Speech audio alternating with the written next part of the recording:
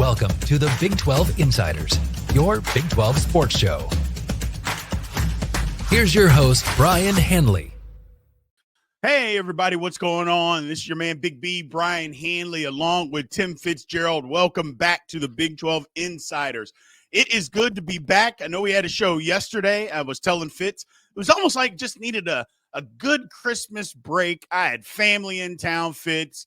Don't get me wrong. It was a good time, but it was a lot of people. And I didn't feel like if we put out a show, I'm like, hold on, I can't concentrate. There's noise all over the place. Let's just take a step back and let's regroup. Well, here we are, man. So appreciate everybody that joined us yesterday. And again, today, we're going to get into some stuff today, Fitz. ESPN clearly wants the Big 12 to die, wants it to just flat out be gone. And we're going to get into the reasons why. But before we do, remember, everybody, continue to like, follow, subscribe, get in those comment sections and leave those comments like you guys do. And always hit the notification bell, as always, so you know when Big 12 Insiders content comes out. Super chats are also wide open. So if you want to help support the channel that way, please do. Without further ado, Fitz, let's get into this. Yeah. ESPN they got to be licking their wound. They hate the Big 12. They just absolutely hate it. Now, I know some people, Fitz, are going to come right out of the box and say, well, hold on. Big 12, they play a lot of games on ESPN, and they do. They do. But if the Big 12 went away, I'll ask you, Fitz, do you think ESPN would care even a little bit? Probably not. I mean, they would just do more SEC stuff. Yep. And I'm really surprised they haven't tried to sell the Big 12 contract. I mean, yeah, they're peddling off pieces of contracts, including now CBS as part of the basketball contract. I'm wondering when ESPN decides, well, let's just sell this and get out of it, and so we don't have to show them anymore, or something of that nature. But let's back up. It's not the entire ESPN family. It's not their culture. It's management who only looks through things from a business perspective, just raw numbers. They just as soon kill off the Big 12 for profit. Meanwhile, I finally see some of the talent, not named Kirk Herbstreit, pushing back on what management wants. Yeah. You hear Sean McDonough talk about stuff. You hear other on board at ESPN beginning to talk about this narrative isn't accurate about the Big Ten or SEC, or it's overstated. I think ESPN is finally pushed its talent too far to ignore what they see with their eyes, because the bean counters insist reality is what makes them the most money. And I think we're headed for a civil war at ESPN. I truly believe that, between some of the talent and upper management, about the direction that company wants to take it, being just sheer profit and kill off everything that doesn't make them a buck. Yeah. And then as far as the Big 12, I believe that. I believe that they don't really care. They would be okay if it went away. You're right about selling off some of these contracts. I think a couple of years, they're going to just be done and just say, we are an SEC network. Yep. Because that's what they really want to be. If they could just come out and just say that without having to face the penalties or whatever would come with that, they would just come out and say, hey, we're an SEC network. We're backing it. We're behind it. This is what we want, which, okay, that's fine. I'm not blaming you, but let's take a look at some of the things that has gone on the last couple of years to let you know, at least in my opinion, on why I believe they want the Big 12 dead. First off, let's start with realignment. We know that ESPN had its hand in all this realignment. Now, you might say that the Big Ten is not necessarily a part of it. Yeah, it is too. But bottom line is, they want the big. Look who they took from the Big 12. They took Texas and OU, two biggest brands, and they snatched them right away and left the Big 12 basically to die on the vine.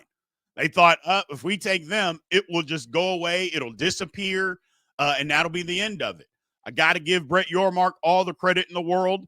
Again, I also got to give, I don't even remember his name, Fitz, the old Pac-12 commissioner. I'll give him all the credit too for just basically just sitting on his thumbs, Yep. allowing the Big 12 to survive. So thank you for that. But realignment, that's an ESPN thing. I don't care what anybody says. That is 100% them.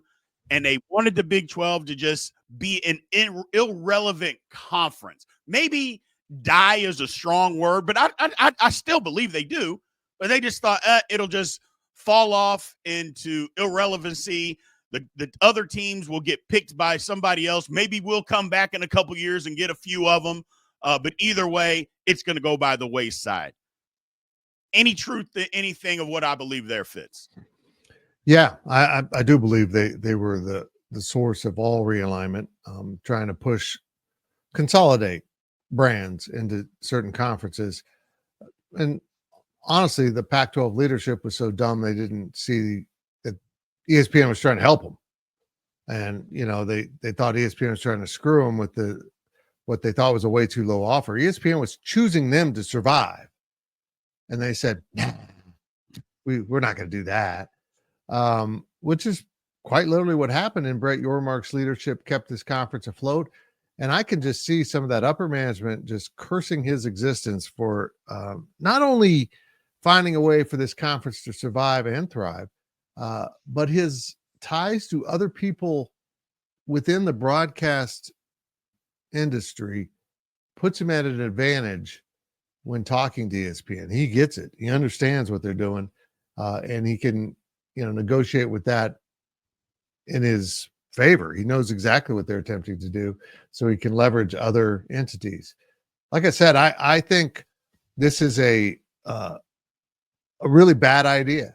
I think they're, basically shooting their own foot to accomplish a task. And I think we're finally seeing some pushback nationwide. And if they want to go all in on the SEC, that's what they'll have, because nobody else will really care what they have to say about stuff. Correct. And you're starting to see some of that. And I know we've talked about it before, but we'll continue to talk about it. We're starting to see some of it, like you mentioned, with some of the talent there, minus Kirk Herbstreit, but also within the Big Ten. Big Ten is just like, look, I get it. But some of that comes from some of the commentary that we hear from the SEC football coaches. Lane Kiffin just basically said, look, we're just in a different league. It's the NFL, the SEC, a few Big Ten teams, and then everybody else. And I'm like, really? So that's who you want to be your partner, but you're only saying a few of them can compete. Like, everybody in the SEC is so good. And I'm just, okay, if that's the way you want it, if that's the way you look at it. And I just love the fact that people are starting to come to the realization of, no, you've been top heavy for years. We understand that. And we're starting to see some of that because, look, I understand. I think Tennessee was a pretty good football team this year. But when they played somebody and stepped up in class, they got murdered on the football field. That's an SEC team in the upper echelon, Fitz. And for all of this talk about, realignment and this and that, it's just, hey, if this is one of your upper echelon teams and you went to go play another one in a different conference and they just boat raced you, then tell me about your superiority again. I'm all ears. I'm all ears. But that leads me again to the college football playoff. That's, again, another ESPN thing where we flat out asked, I think it was apparently he wasn't even in on any of this. What was it? The executive vice chairman at Big 12 Media Days. We talked to him. Is the Big 12 going to get a fair shake? Are you going to look at this through the same eyeballs that you look at it through every other conference? And he flat out said yes. And that just wasn't true. No, it literally wasn't true. And that's fine. I mean, that's what you want to say. But we all saw what happened.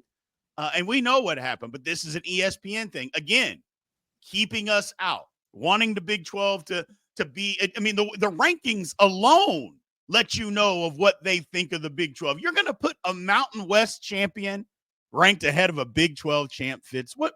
Come on, man. What are we doing? Yeah, it's just silliness. And at the end of the day, ESPN owns Big 12 rights.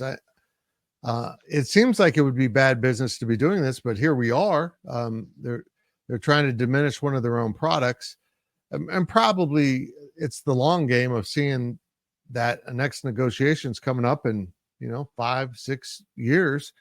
So let's try to devalue it for ourselves. But I think they're being so narrow-minded, narrow vision on this. They don't understand. Well, it doesn't surprise me, I guess, that executives are out of touch with the general public and how fed up we are. And we're seeing it now. Even the Big Ten's pushing back big time. And as they continue to try to shape this narrative with their friends in the media, some very powerful people, because they're from the SEC, like a Paul Feinbaum, they try to reshape this, that it's all about, we got to get more SEC teams in to be a good, legitimate thing. And people aren't buying it. And now ESPN's in a weird spot. Do they keep pushing this because people clearly disagree? They're going to really damage their talent by making them say absurd things. Kirk Herbstreit's been damaged by this. Yes. Right. His credibility is shot right now. Yep. Because he is such an ESPN sycophant that it's just unbelievable how he'll say whatever they want him to say. And let's be honest, if I had to travel all over the country for a job, flying everywhere, but they let me take my dog, I would say whatever they wanted me to say too. I think it's the dog's fault. All the dogs that Kurt's bringing, he sold out so he could have his dog with him. But it's just reached absurdity. And now my daily delivery video I do on our other channel today is about the playoff and how, Big B, we're 4 games into the first time of having an 11-game, 12-team playoff. And the SEC people are like, oh, it doesn't work. Yep. Doesn't work. We got to do this better for us. Just totally ignoring, by the way, what happened to Tennessee. Have you heard anyone mention from the SEC Tennessee? It's like, nope. Tennessee just fell off the face of the earth. It became Atlantis. I'm not sure if you go to Knoxville, it's even there anymore, because they do not want to talk about that because it destroys their narrative. We all know it, and they think ignoring it wins the argument. And look, boys, we ain't buying that. We saw what happened in Tennessee, and we know what happens when the non-elite teams from the SEC, nobody's not arguing Georgia and Alabama haven't been dominant. That's not the argument. The argument is, where is Ole Miss's spot in the world? And down the road, is Mississippi State really equivalent to everyone else in the SEC and better than every other conference? It's absurd, Big B. We all know that's not true.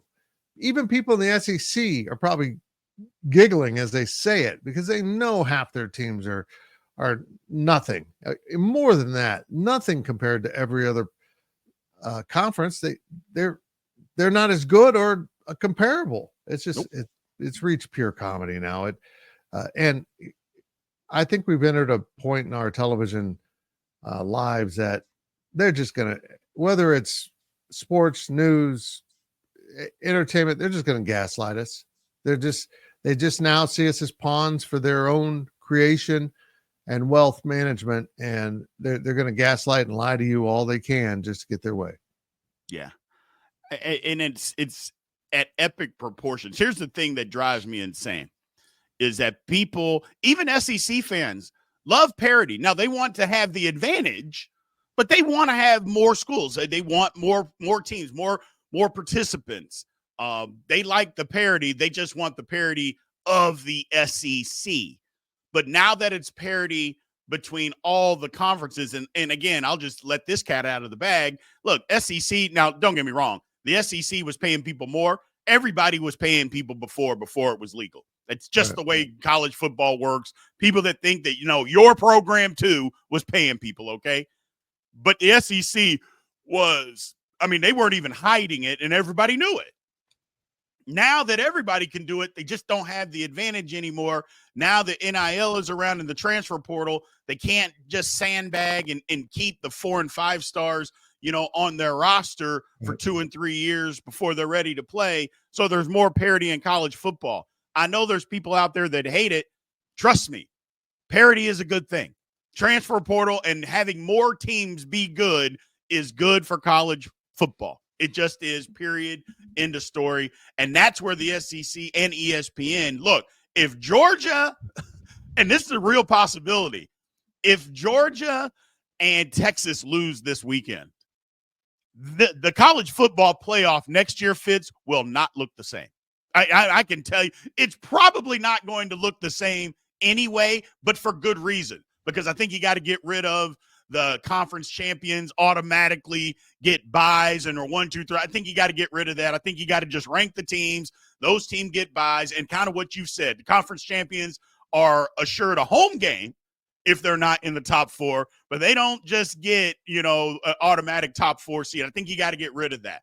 But there's going to be some other changes no matter what, but especially if Georgia and Texas lose this weekend, Fitz, and there's not an SEC team in the Final Four, can you imagine? Now, some people are going to say, well, nobody's going to watch it. That's not true. People are absolutely going to watch the Final Four of a college football playoff and the national championship game. Are you insane? I don't understand why people they think the pigeonhole of college football, nobody watches unless it's SEC. Other than the number one, I think the top college football game this year was Ohio State and Michigan. But that's just me. Whatever. Either way, it's just there's going to be some more changes that come to this. Now we go to my next point and the final point. Basketball. Basketball and SEC. ESPN is pushing the narrative that even the SEC is tops in basketball. Now, here's the thing. Early in this season, Fitz, you can't, they're kind of right. The SEC has been better this year than the other conferences. Look, the Big Ten has been overrated for a decade. People talking about how good the Big Ten in basketball. No. Big Ten's been overrated for a decade. They're still waiting for Indiana to become good again, and that's just not going to happen anytime soon, I don't believe. The Big 12, not as good as maybe what we thought. I still think a very quality league, but maybe not tops. But is ESPN, and I'll ask you, do you really think they're going to push the narrative that because they are trying to, are they going to push it that they're the best conference in basketball and start pumping money into that as well? I can see it. I think this is an enjoyable convergence for ESPN. I think they were going to claim SEC was great no matter what, and they've turned out to be pretty damn good. Yeah. But again, they've damaged their credibility. Do we want to believe them, or do we want to think that this is actually just a talking point, just pure business? We got to push this narrative because we invested a lot of money in the SEC, including basketball. So now we got to get our money back. Time will tell on this storyline. And I don't think it's the worst thing for the Big 12 that the certain aspects of the college basketball world want to push back on the quality of the Big 12, which is nuts. Look, there's great teams in every conference, and there's more parity in basketball than football, no doubt. You only got to have 13 dudes. And in reality, you only got to have 7 or 8 that can really hoop, and you can contend for a national title. So I'm willing to say that maybe the Big 12 isn't the best conference this year, but just immediately, it's the SEC. It's the SEC.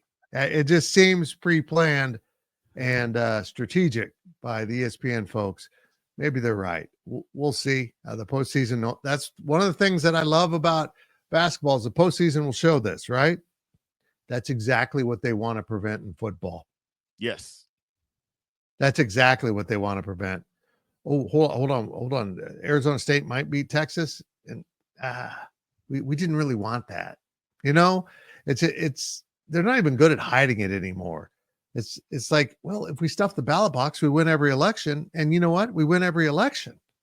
And we're just tired of it, folks. We're just tired of it. We're not saying you probably wouldn't win the election, but quit deciding that before the election.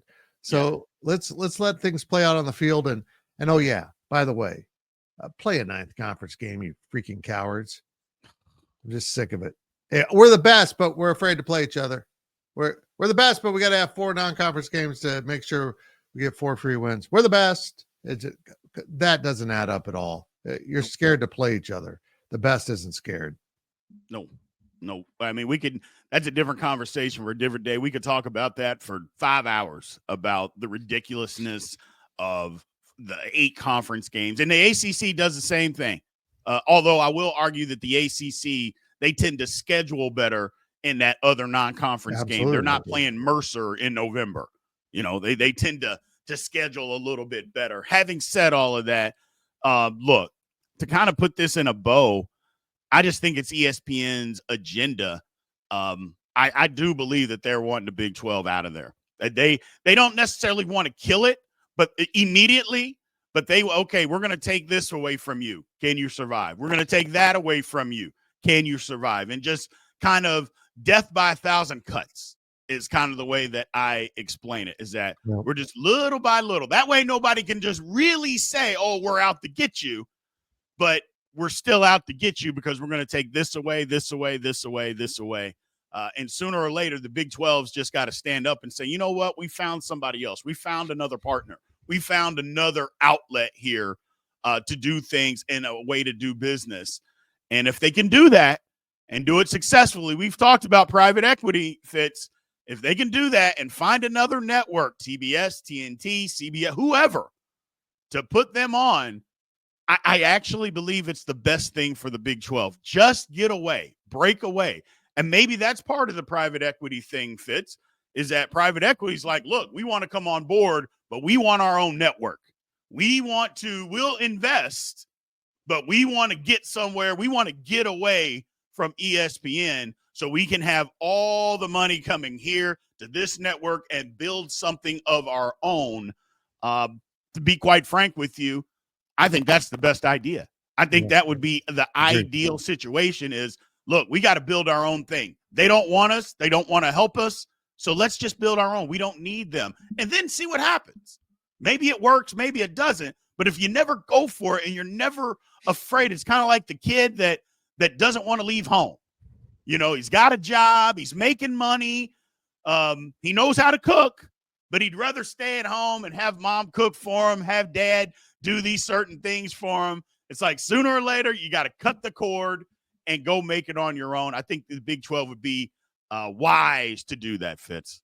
I agree. And if folks don't realize, something I think really important for the future of the Big 12 took place on Monday with the tip-off of Big 12 play. Yeah. We had a doubleheader on CBS Sports Network. Yep. Including a studio show completely devoted to these Big 12 games. And I got to tell you, from watching just a little bit of that, they want more Big 12 basketball. They look at that now that they have a product in season that matches what they can do in the postseason. And because of that alignment with the Turner stations, whatever they are now, MGM stations, because of that, I can see them going in with TNT and doing a Big 12 contract with CBS. I can see it, Big B, and I'm part of the CBS umbrella. We are under 24/7. We're owned by CBS, different entities. I mean, not the same management for CBS Sports and 24/7, but I can see that they would almost to the reverse, like the SEC. The ESPN takes the SEC and, oh yeah, we got SEC basketball. I can see CBS saying, okay, we want Big 12 basketball. We're the basketball station because of the tournament. We want that. Okay, we'll take football too, along with partnership with TNT, just like they do in the postseason. It's fascinating to me where Brett Yormark will steer this conference. And my one concern is that's 4 or 5 years away. And I don't see him being around in 4 or 5 years as a commissioner. I think he's going to be the commissioner of the NBA or something in 4 or 5 years. So that's my ongoing worry. But I think he's steering the Big 12 into exactly what it needs to do. And folks, that includes get the hell away from ESPN as soon as you can. If they're not going to say good things about you, don't be in bed with them. Absolutely. Absolutely, Fitz. Well, look, everybody, we appreciate all your support. Last show of the year. Unbelievable. I didn't even think about that until literally right now. Last show of the year, Fitz. Happy New Year. How is this the last day of the year? We just started November. I don't know. It's crazy. It's crazy how time flies, but I would say time flies when you're having fun. And look, I have a ton of fun doing this show. Fitz gave me this opportunity to start this. We kind of dipped our toe in this in February of last year. Wasn't the ideal time, but you know what? We just said, let's just get into it. Had a couple of setbacks in July where basically YouTube just smacked us down a little bit. It's horrible. And so, hey, stop that. Okay, uncle. But you know what? We bounced back. But Fitz, first off, I want to say thank you. And I want to make sure I do this on the air, not behind closed doors or anything like that. It's just, I want to say thank you because I've said this several times. I am not a journalist. I do know sports. I do understand sports. I understand how it works, but I am not a journalist. And you gave me this opportunity, and I think we're doing a good job. I really do, if I don't say so myself. Can we get better? Absolutely. But I think we're taking this in the right direction. I think, and all you out there, you guys are responding. I appreciate it. You guys have been supportive. You disagree with me, which I welcome. I love the disagreements. I don't like disrespect, but I like the disagreements. I think it's all fun, man, to go back and forth. So it's going to be a good year. 2024 was a learning experience, but 2025, there's a lot more to come. Big 12, I think, is really just starting to thrive, man. We got to get in our own separate way, be our own little entity. And I think it's important that we have as many people cover it as possible. So hopefully we can continue to carve out our little niche here. But thanks, Fitz. Thanks, everybody, for listening. We will be back shortly. I don't know. I don't know if we'll have a show tomorrow or not. We'll figure it out, but I'm guessing not. Hey, tomorrow we got wall-to-wall college football. Yeah, maybe we should do it live during the Arizona State game. But other than that, I plan on not being fit for the air. We'll just say that. Not fit for the air. I like that. So more than likely, we will be back on January 2nd. Coming back with you guys for some more topics and stuff. So I appreciate it. Thank you guys. Everybody have a safe New Year's Eve. And we will talk to you in 2025. Guys, have a good one. Thank you for watching the Big 12 Insiders, your Big 12 sports show. This has been a Spirit Street production.